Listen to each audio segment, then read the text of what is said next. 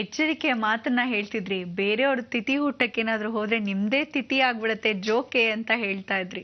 ಇದು ನಾನು ಒಂದೊಂದು ವಿಚಾರ ಹೇಳಬೇಕಾದ್ರೆ ಕೆಲವೊಮ್ಮೆ ನಾನು ತಮಾಷೆಯಾಗೋ ಅಥವಾ ವಿಚಾರವಾಗಿ ಹೇಳ್ತೀನಿ ಅಂದರೆ ನಿಮಗೆಲ್ಲ ಸ್ವಲ್ಪ ತಲೆಗೆ ಹೋಗಲಿ, ಮಂದಟ್ಟಾಗಲಿ ಅಂತ. ಆದರೆ ಇದೆಲ್ಲ ಭಾಳ ಸೂಕ್ಷ್ಮದ ವಿಚಾರ, ಸೀರಿಯಸ್ ವಿಚಾರ ಅನ್ನೋದು ನೀವು ತಲೆಗೆ ಹಾಕೋಬೇಕು. ಯಾವುದು ತಿಳ್ಕೊಳ್ಳಿ, ನಾನು ಯಾವುದೇ ವಿಚಾರವನ್ನು ಹೇಳಬೇಕಾದ್ರೆ ಭಾಳ ಸೀರಿಯಸ್ ಆಗಿರುತ್ತೆ. ನೀವು ಅನುಭವಿಸಿದಾಗ ಅಯ್ಯೋ ಹಿಂಗೆ ಹೇಳಿದ್ರಲ್ಲ, ನಾನು ಮಾಡಿಲ್ವಲ್ಲ ಅನ್ನೋ ಒದ್ದಾಡೋಕ್ಕಿಂತ ಹೌದಪ್ಪ ಅವ್ರು ಹೇಳ್ತಿದ್ದಾರೆ ಏನಕ್ಕೂ ಒಳ್ಳೇದಕ್ಕೆ ಅಲ್ವಾ ಅಂತ. ನಾನೇನೋ ನಮ್ಮನೆ ತಿಥಿ ಮಂಡಕ್ಕೆ ಬನ್ನಿ ಅಂತ ಏನು ಹೇಳ್ತಿಲ್ಲ. ನೀವುಗಳ ತಿಥಿ ಊಟಕ್ಕೆ ಹೋಗಬಾರ್ದು ಅನ್ನೋ ವಿಚಾರ ಹೇಳಿದ್ದೀನಿ. ಎಷ್ಟೋ ಜನ ಕಂಡೀಷನ್ ಹಾಕಿದ್ದೀನಿ, ನೀವು ಕರೀಲಬಾರ್ದು. ಆಮೇಲೆ ಕರಿಯೋರು ಕೂಡ ನಾನು ದಯವಿಟ್ಟು ಹೇಳ್ತಾ ಇದ್ದೀನಿ, ಯಾರಿಗೂ ಕೊಟ್ಬಿಡ್ಬೇಡಿ. ಭಿಕ್ಷದವ್ರು ನಿಮ್ಮ ಫ್ರೆಂಡ್ ಅಕಸ್ಮಾತ್ ಮಗನ ಫ್ರೆಂಡ್ ಬಂದರೆ ಅವನು ಕೊಟ್ಬಿಡೋದಲ್ಲ. ನೋಡಿ, ಫಾರ್ ಎಕ್ಸಾಂಪಲ್ ಹುಡುಗಿನೋ ಅವ್ರು ಬರ್ತಾರೆ, ಫ್ರೆಂಡ್ಸು ಗೊತ್ತಿಲ್ಲದೆ ಬರ್ತಾರೆ, ಅಥವಾ ಪಕ್ಕದ ಮನೆಯವರು ನಮ್ಮ ಮನೇಲಿ ಯಾರೂ ಇಲ್ಲ, ಊಟ ನನ್ನ ಹೆಂಡತಿ ಬೇರೆ ಊಟ ಇದ್ದಾರೆ, ಬರಲಿ ಬಿಡು ನಮ್ಮ ಮನೆಗೆ ಊಟ ಮಾಡ್ಬಿಟ್ಟು ಹೋಗಲಿ ಅಂತ. ಪಾಪ ಇವ್ರ ಮೇಲೆ ತಿಥಿ ಇರೋದು ಗೊತ್ತಿಲ್ಲ ಅವನಿಗೆ. ಡೈಲಿ ಬಂದೋಗ್ತಾನೆ, ಮಾಡಿ ಮೇಲೇನೋ ಬ್ಯಾಚುಲರ್ ಏನೋ ಅಥವಾ ಮದುವೆ ಆಗಿರೋನೋ ಕೆಲಸಕ್ಕೆ ಸೇರಿರ್ತಾನೆ, ಹೆಂಡತಿ ಮಕ್ಕಳು ದೂರ ಇರ್ತಾರೆ, ಇಲ್ಲಿ ಬಂದ ತಿಥಿ ಊಟ ತಿನ್ನೋ ಟೈಮ್ ಕರೆಕ್ಟಾಗಿ ಒಂದು 5 ಜನನೋ 4 ಜನ ತಿಂತಾ ಇರ್ತಾರೆ. ಆ ಟೈಮ್ ಇವನಿಗೂ ತಟ್ಟೆಲ್ಲಿ ಹಾಕ್ಕೊಟ್ರು.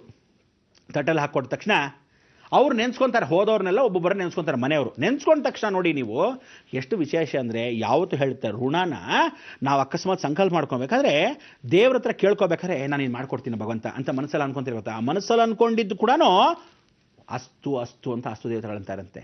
ಹಾಗೆ ಇವನು ನನ್ನ ಮಗ ಇದ್ದ ಹಾಗೆ, ಆ ಮಗ ಹೋಗ್ಬಿಟ್ಟು ಅನ್ಯಾಯವಾಗಿ ನೀನು ನನ್ನ ಮಗ ಕಣ ಅಂಥೇಳಿ ಅವ್ರ ತಾಯಿ ಅಂದಿರ್ತಾರೆ ಅಂತ ಇಟ್ಕೊಳ್ಳಿ. ಇವನೊಳಗೋ ಅಥವಾ ಅವಳೊಳಗೋ ಯಾರಾದರೂ ಬಂದು ಸತ್ತೋದವರು ಬಂದು ಕುಕ್ಕುರ್ಸ್ಕೊಂಡು ತಿಂದಾಗ ಅವನಿಗೆ ಕ್ಷಯ ರೋಗ ಇರುತ್ತೋ, ಹಾರ್ಟ್ ಪ್ರಾಬ್ಲಮ್ ಇರುತ್ತೋ, ಆಸ್ಮಾ ಇರುತ್ತೋ, ಏನೋ ಚರ್ಮ ವ್ಯಾಧಿ ಇರುತ್ತೋ, ಅದು ಊಟ ಮಾಡೋ ಸಮಯಕ್ಕೆ ಶುರು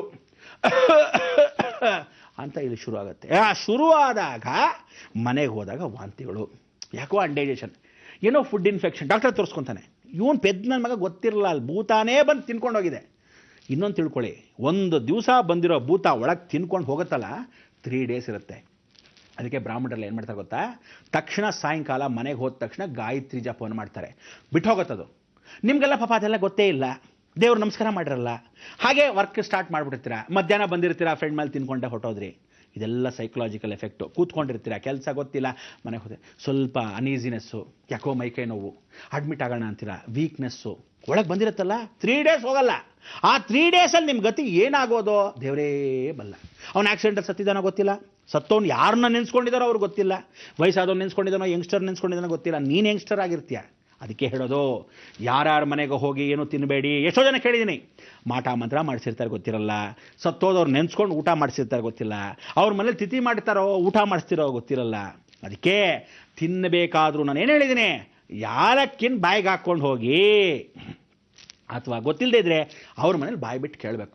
ನಿಮಗೆ ಹಸು ಅಂತ ಕಬ್ಬಕ್ಕಿ ಥರ ತಿಂದುಬಿಟ್ರೆ ಅವ್ನು ಕೊಟ್ಬಿಟ್ಟ ಫಸ್ಟ್ ಕ್ಲಾಸ್ ಐಟಮ್ ಅಂತ ತಿಂದುಬಿಟ್ರೆ, ಅದಕ್ಕೆ ಹೇಳೋದು ಹಬ್ಬದ ದಿವಸ ಹೋಗ್ಬೋದಂತೆ, ಯಾವ ದಿವಸ ಅಂತ ಗೊತ್ತಾಗಲ್ಲ. ಅದಕ್ಕೆ ಹೇಳೋದು, ಕೆಲವ್ರಿಗೆ ಸತ್ತೋಗಿದ್ದು ಹಬ್ಬದ ದಿವಸನೇ ಅವ್ರು ಆಚರಿಸ್ತಿರ್ತಾರೆ.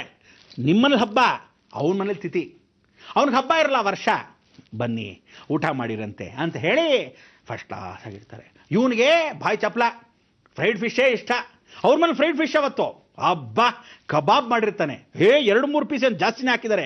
ಸರಿ ಆಂಟಿ ತುಂಬ ಚೆನ್ನಾಗಿದೆ ಆಂಟಿ, ಲಚಕ್ ಪಚಕ್ ಅಂತ ತಿಂತಾ ಇರ್ತಾನೆ ಡಬ್ಬ ನನ್ನ ಮಗ.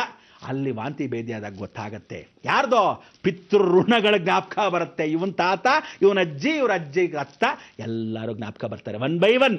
ಅದಕ್ಕೆ ಹೇಳೋದು, ದಯವಿಟ್ಟು ಜೀವನದಲ್ಲಿ ಯಾರ ಮನೇಲಿ ಊಟ ಮಾಡ್ತೀರಾ, ಎಲ್ಲಿ ತಿಂತೀರಾ, ಯಾವ ತಟ್ಟೆಲಿ ತಿಂತೀರಾ, ಯಾವ ದಿಕ್ಕಲ್ಲಿ ಕೂತ್ಕೊಂಡು ತಿಂತೀರಾ ಗೊತ್ತಾಗಲ್ಲ ನಿಮ್ಗಳಿಗೆ. ಯಾವುದೋ ಅಪಾರ್ಟ್ಮೆಂಟ್ಗೆ ಹೋಗಿರ್ತೀರಾ, ಎಲ್ಲೋ ಕೂತ್ಕೊಂಡು ತಿಂತೀರಾ. ಯಂಗ್ಸ್ಟರ್ಸ್ ಅಂತೂ ನನ್ನ ಮಕ್ಕಳು ನಿಮ್ಗೆಲ್ಲರಿಗೂ, ಹುಡುಗರಿಗಾಗಲಿ ಹುಡುಗಿರಿಗಾಗಲಿ ಬಾಯ್ ಬಿಟ್ಟು ಹೇಳ್ತಾ ಇದ್ದೀನಿ, ನಿಮ್ಮ ತಂದೆ ತಾಯಿಗಳು ಹೇಳ್ತಾ ಇದ್ದೀನಿ, ಎಲ್ಲರೂ ನಿಮ್ಮ ಮಕ್ಕಳನ್ನ ದಯವಿಟ್ಟು ಯಾರ ಮನೆಗೂ ಈ ಕಮ್ಯಕ್ಕೆ ಕಳಿಸ್ಬೇಡಿ. ಅದಕ್ಕೆ ಹೇಳೋದು, ಜೀವನದಲ್ಲಿ ಒಂದೊಂದು ಇನ್ಸಿಡೆಂಟು ಹೇಗೆ ನಡೆಯುತ್ತೆ ಗೊತ್ತಿಲ್ಲ. ಪಿತೃಪಕ್ಷದಲ್ಲಿ ಮಗನೇ ಸತ್ತೋಗ್ತಾನೋ, ಮಗಳೇ ಸತ್ತೋಗ್ತಾಳೋ, ಆಕ್ಸಿಡೆಂಟ್ಸ್ ಆಯ್ತಾರೋ, ಹೇಗೆ ಮಾಡ್ತಾರೋ. ಅದಕ್ಕೆ ಹೇಳೋದು, ಸತ್ತವರಿಗೆ ಮಾತ್ರ ನೀವು ಮನೆಯಲ್ಲಿ ಕಾರ್ಯ ಮಾಡದೇ ಇದ್ದರೆ, ರೂಲ್ಸ್ ಆ್ಯಂಡ್ ರೆಗ್ಯುಲೇಷನ್ಸ್ ಎಲ್ರಿಗೂ ಒಂದೇ, ದಯವಿಟ್ಟು ಹೇಳ್ತಾ ಇದ್ದೀನಿ. ಆಮೇಲೆ ಎಲ್ಲರೂ ಹೂಣಿರ್ತೀರ, ಎಷ್ಟೋ ಜನ ಹಸುಗಳು ಹೂಣಿರ್ತೀರ, ಅಥವಾ ತಾತ ಮುತ್ತಾತಂದು ಜಮೀನಲ್ಲಿ ಹೂಣಿರ್ತೀರ. ಕೆಲವ್ರಿಗೆ ಅಭ್ಯಾಸ ಏನು ಅಂದರೆ, ಜಮೀನ್ ಹತ್ರನೇ ಹೋಗಿ ಅಥವಾ ಸ್ಮಶಾನದಲ್ಲಿ ಹೋಗಿ ಅವ್ರಿಗೆಲ್ಲ ಕಾರ್ಯ ಮಾಡ್ಕೊಂಬರೋದು. ಇದಕ್ಕೊಂದು ರೂಲ್ಸ್ ಆ್ಯಂಡ್ ರೆಗ್ಯುಲೇಷನ್ಸು ಹೇಳ್ಕೊಡ್ತೀನಿ, ಕೇಳಿ, ಕಾಯ್ತಾರೆ ಬಂದೆ.